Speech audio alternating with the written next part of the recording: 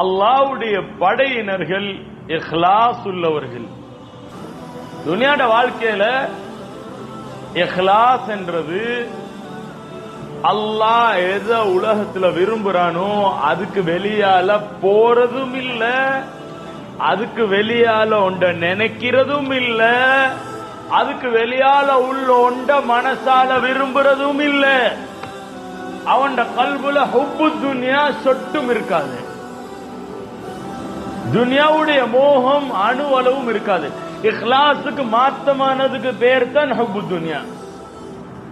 முஹ்லிஸுக்கு மாத்தமானவருக்கு பேர் தான் துன்யாவை மோகம் கொள்றவர். துன்யாட மோகம் வந்தா அவன்கிட்ட இஹ்லாஸ் இருக்காது, இஹ்லாஸ் இருந்தா துன்யாட மோகம் இருக்காது. துன்யாட மோகம் என்றது துன்யால வாழணும் என்று ஆசைப்படுறது,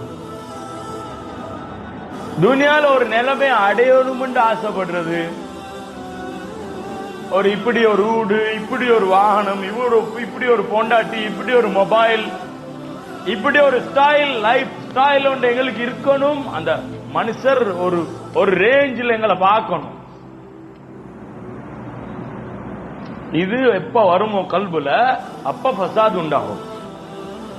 ஃபசாத் இல்லாம இது வராது, பெருமை இல்லாம இது வராது. لا يدخل الجنة من كان في قلبه مثقال ذرة من كبر.